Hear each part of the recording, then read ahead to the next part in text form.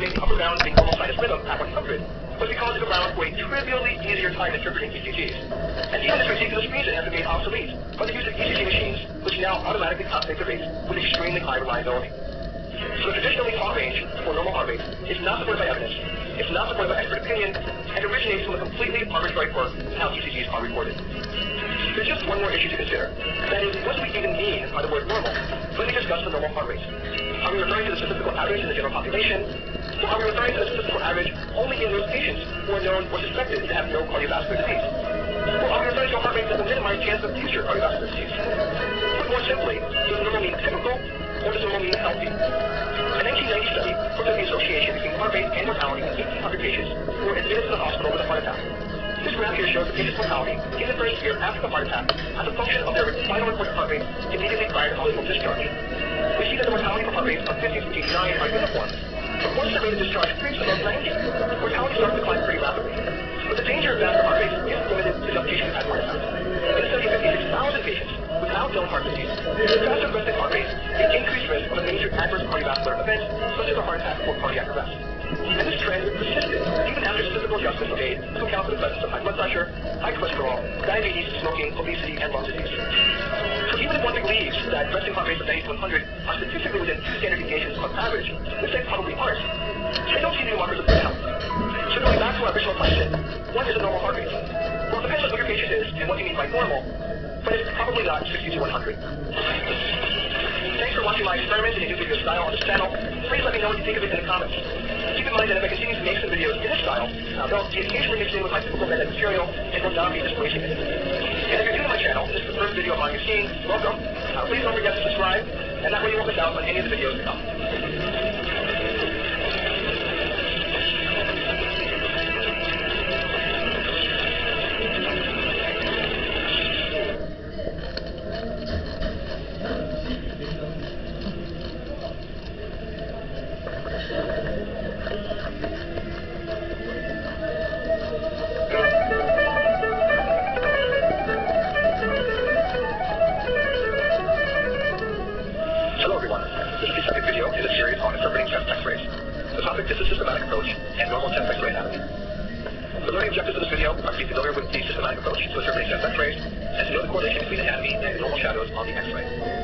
Before just presenting a systematic approach, I first wanted to mention a couple of important principles about it. The systematic approach is most important for the clinician's deep experience with reading chest X-rays, since it reduces the chance that important findings will be missed.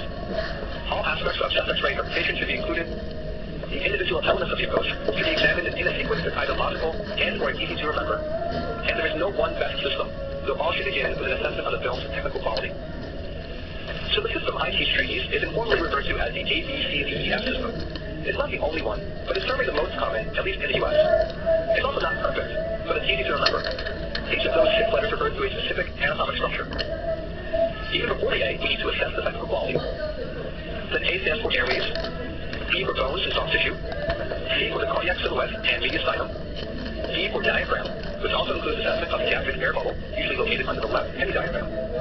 E for effusions, in other words, assessment of the pleura, which actually includes findings beyond just pleural effusions.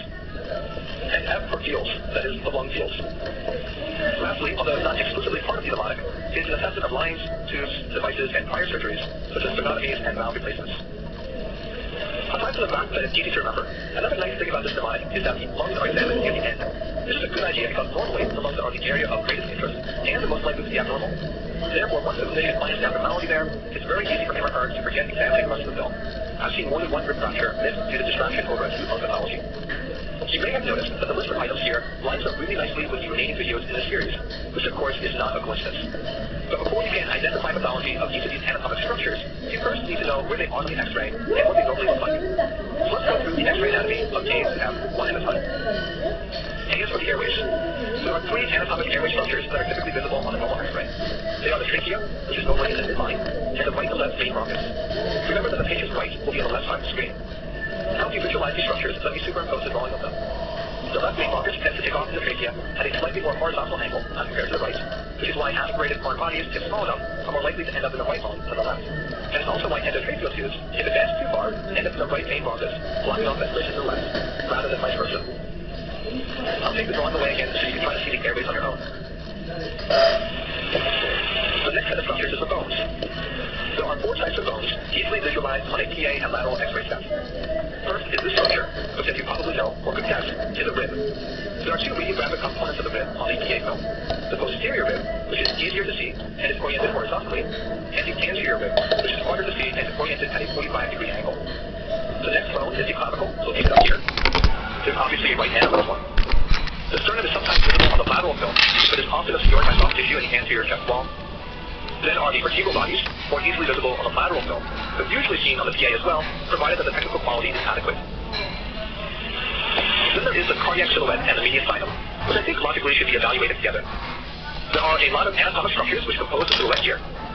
I'll start by outlining it, and then label what each bump, knob, or side corresponds to. You will usually also be able to see another vertical line running just to the face's left of vertebral bodies, which corresponds to the left side of the descending aorta. To make it easier to visualize, here's a drawing of the heart and great vessels.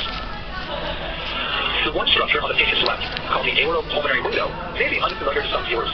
This is an important space between the aortic arch and the pulmonary artery, where one will find the recurrent arterial nerve and lymph nodes. And then I'll take the drawing away and try to appreciate those various structures. Moving on, the diaphragm and pleura, which also makes sense to evaluate together. So here are the right and left heavy diaphragms, as seen on the PA view. It is normal for the right heavy diaphragm to be slightly higher than the left, as it will reduce the liver directly beneath it. While looking at the diaphragms, it's important to remember that there aren't any truly flat structures in the body. For example, the heavy diaphragms are curved in 3-dimensional space. As you might be able to appreciate while comparing the PA to the lateral, the heavy diaphragms as seen on the PA really just represent the superior-most aspect of the diaphragms. The pleura, which is a double membrane that surrounds each lung, is outlined here, but is normally invisible due to its thinness. However, knowledge that the pleura is there is essential for diagnosing pneumothorax, pleural plaques from asbestos exposure, and pleural thickening. In addition, there are spaces on either side where the diaphragm meets the thoracic wall. These 2 spaces seen on the PA are usually called the right and left costophrenic angles, but the term costophrenic sulci would probably be more semantically accurate in most circumstances. The space in the back of the lateral film has several very similar names, the most common of which is the posterior costophrenic angle. There's also usually a small pocket of air visible under the left heavy diaphragm. This usually represents air in the stomach, in which case it's called a gastric air bubble, although occasionally it can be unclear as to whether the gas is in the stomach or in the intestines. Finally, the last structures of the chest X-ray are, of course, the lungs. The anatomic structures in the lungs to worry about when you look at X-rays are the fissures between the lobes and the lobes themselves. First is the horizontal fissure located here. There's only one, and on the right side. Here is its location on the lateral film. It's the only one of the 3 fissures that is commonly visible in normal X-rays, which is because a significant portion of the plane of the fissure is parallel to the direction of the X-ray beams. However, it's only visible on the PA, which is why the fissure there is represented by a solid line, and the fissure on the lateral is represented by a dotted line. Then there are the right and left oblique fissures, neither of which is usually visible in either view. As you can probably guess, if you didn't already know it, the fact that there are 2 fissures on the patient's right means that the right lung is divided into 3 lobes, while the 1 fissure on the left divides the left lung into 2 lobes. Here's the location of the right upper lobe, and the right middle lobe, and finally, the right lower lobe. Notice that because the oblique fissure runs obliquely, as seen in the lateral view, the lower lobe extends almost all the way to the apex of the lung. This will be true on the left side as well. As a consequence, if only the PA or AP views are presented without a lateral, it's almost impossible to tell what lobe a visualized nodule or mass is located in, unless it's seen in the uppermost part above the lower lobe's posterior extent. Here's the left upper lobe, and finally, the left lower lobe. That concludes this video on the systematic approach and normal chest X-ray anatomy. If you found it helpful, please remember to like and share it. The next video will discuss the assessment of the chest film's technical quality.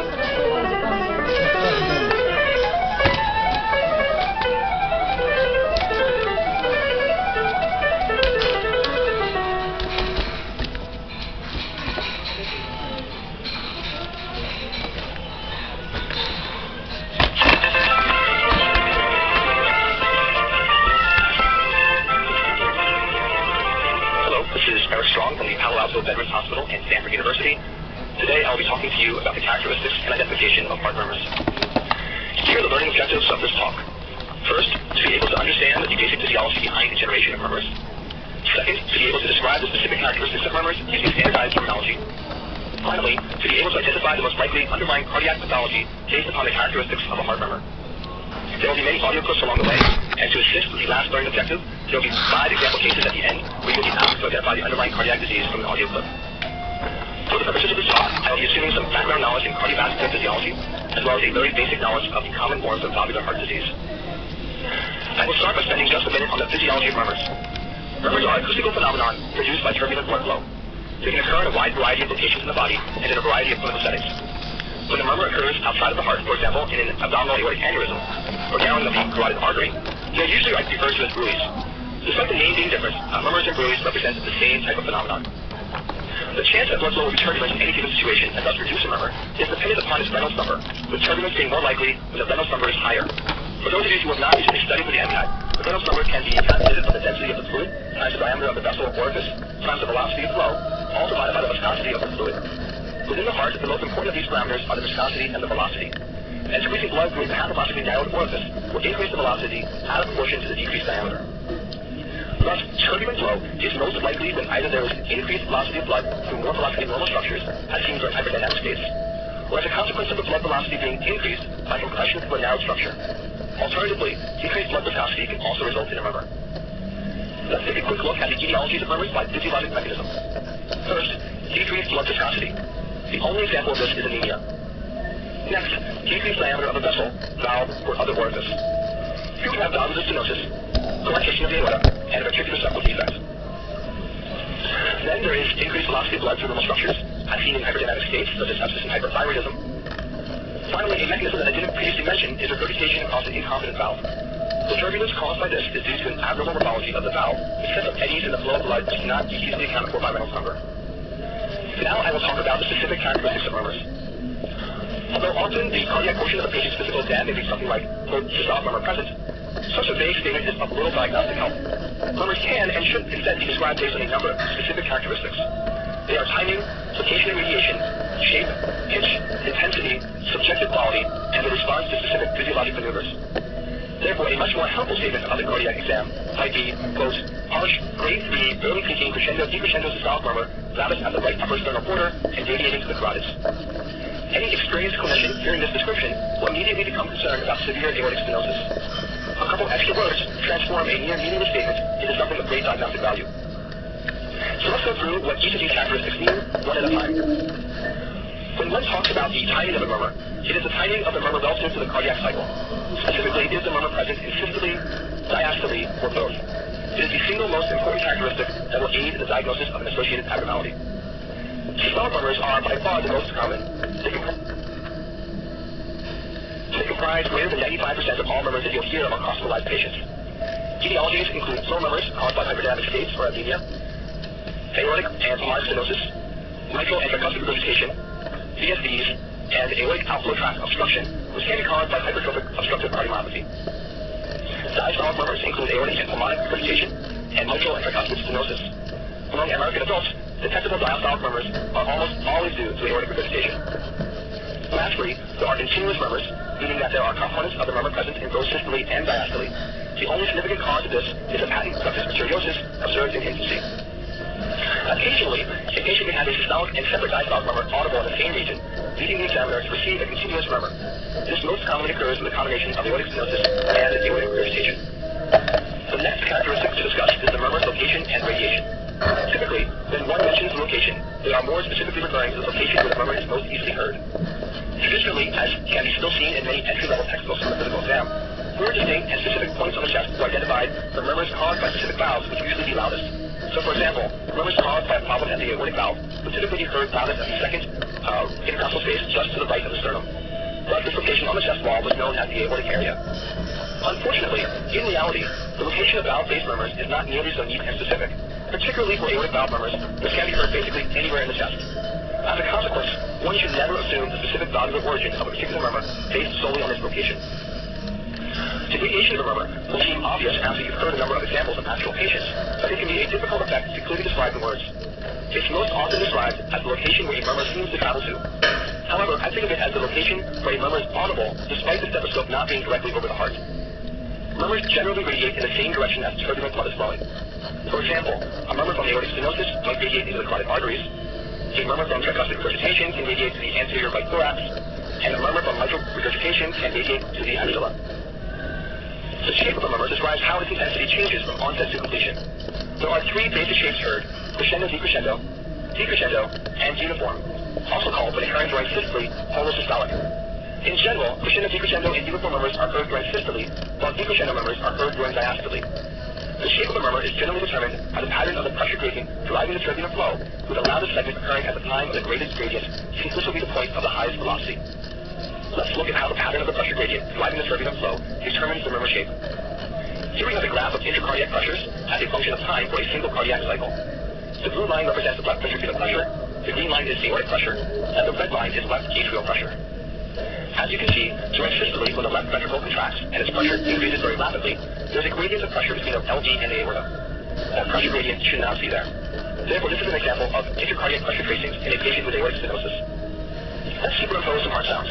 Here's S1 occurring at the onset of systole and ventricular contraction, and S2 occurring at the onset of diastole and ventricular relaxation. You can see that early during systole, there is a relatively small pressure differential between the LV and the aorta. At mid-systole, the pressure gradient is much higher. Finally, towards the end of systole, as the ventricle is starting to relax and LV pressure is dropping, the pressure gradient is low again. Thus, we have the crescendo-decrescendo shape, which is a term borrowed from music in which a sound gradually increases in volume and then decreases in volume.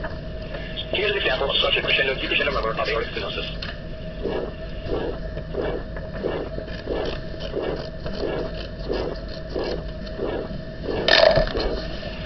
The same analysis can be applied to every heart murmur. For example, here is aortic regurgitation.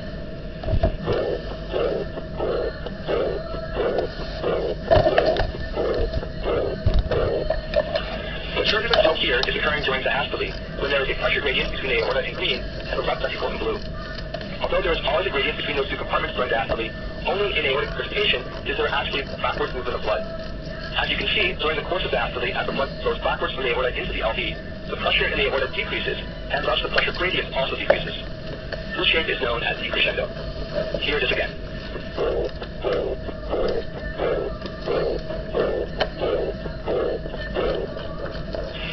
Next, we have mitral regurgitation.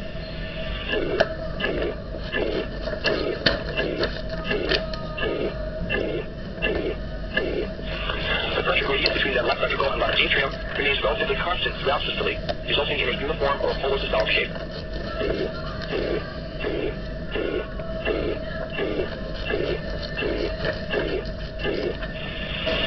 And here is mitral stenosis.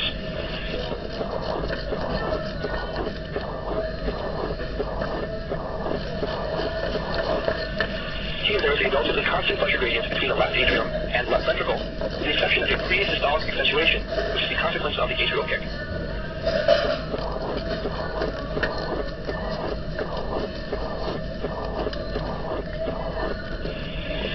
The next characteristic to discuss is pitch. The pitch of the murmur is most directly related to two factors. First, high pressure gradients, such as the VSD, tend to produce high-pitched murmurs. Second, large volumes of blood flow across low pressure gradients, such as that in mitral stenosis, tend to produce low-pitched murmurs. In a situation such as aortic stenosis, where there is both a high pressure gradient and a large volume of flow, high and low pitches are produced simultaneously. This will create a subjectively serious sounding murmur, which is frequently termed harsh. Here's an example of a high-pitched murmur.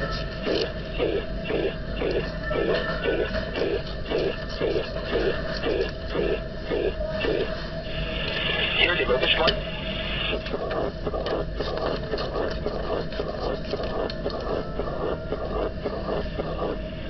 Finally, here is a murmur that many clinicians would describe as harsh.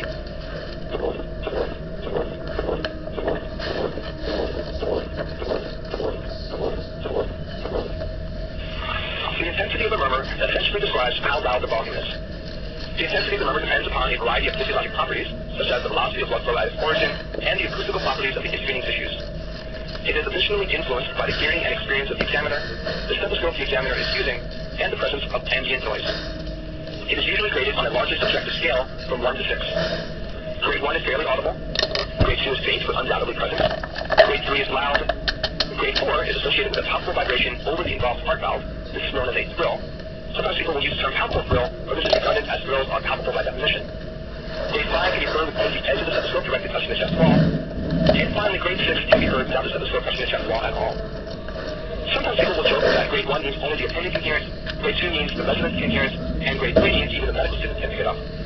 We'll see at the end of the talk that there is data suggesting this humorous characterization is without merit. This brings us to the quality of the murmur. This is the most subjective